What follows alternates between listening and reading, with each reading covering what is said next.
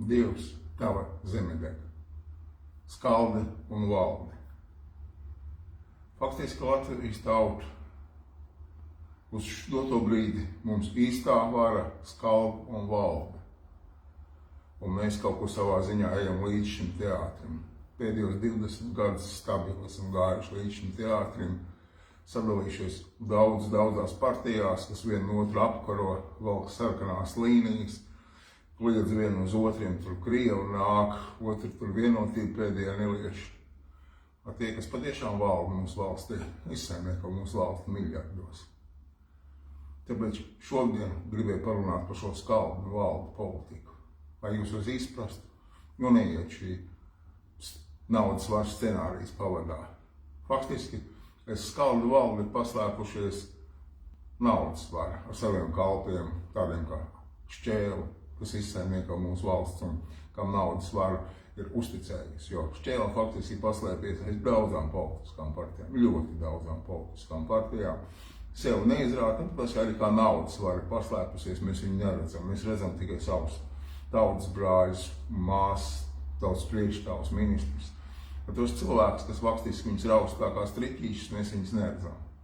Un tas bēdīgākais ir tas, ka mēs te cīnamies un tagad ir gatavi daudz tur balsot pa vienu tur politisko striķīšu raustāmo pūlīti, pa citu politisko partiju izstīt, bet mēs nedomājam par to, kā apvienoties. Un uz doto brīdi es saskaņas centrs aicina apvienoties. Ja.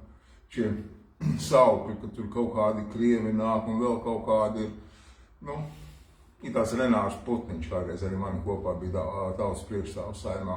Viņš reklamējās kā 7. saraksts. Faktiski, ja mēs palasām un paskatāmies, mēs varam balsot tikai pa sarakstiem. Pēc būtības, ir tīpaši tās saustamāsās valstiskās partijas ir viena kopiena. Arī tie, kas ir, varētu teikt, ir valstiskās kontrolētā opozīcija.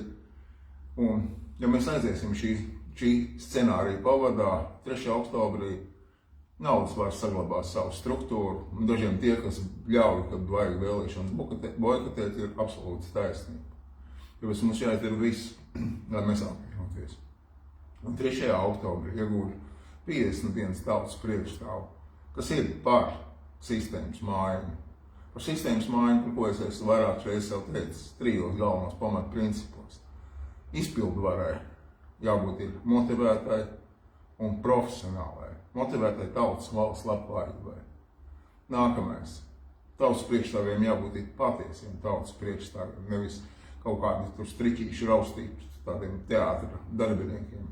Mums uz doto brīdi 43 administratīva apgabali, un tikai loģiski būtu, ja no katra šī administratīva apgabala mums būtu tautas priekšstāvs, kas pārstāv šī administratīva apgabala intereses. Un pēdējais, jābūt vienam atbildīgam par to, kas notiekās valstī. Uz to brīdi mēs redzam, ka valsts izzūda, tauta izmirst, grimstā miljardu parādos, tiek izsaimniekota valsts. Suverēna tautas vara tikai mirāža. Ja? Mums jābūt vienam, kas uztraucās, kur mēs varam vainot, kaut vai linča tiesā jādod. Ja? Un tam jābūt tautas vēlētam prezidentam. Tie ir 3 pamatprincipi, kā jāsāk mainīt šī sistēma. Tālāk tur mēs esam runājuši par tiesu varām, par principiem, kā tas viss strādā. Bet šie ir pamatprincipi, kā pamatā sāk mainīt šo sistēmu, lai mēs būtu gaiši labklājības nākotni, un Latvijas tauta zelt un plaukt arī turpmākos 1000 gadus. 3. oktobrī vienojamies kopīgā rīcībā, apvienot tautu. Katrs šodien mēs tiekamies Silaka roga pusē, Zaķumuiša pusē, Gaidas pusē, lai pārliecinātu cilvēkus. Nevis iet šī scenārija pavadā, bet apvienoties, veidot vienotu spēku, kas gūst vismaz 51 tautas priekšstāvu. Mēs ticam, mums izdosies.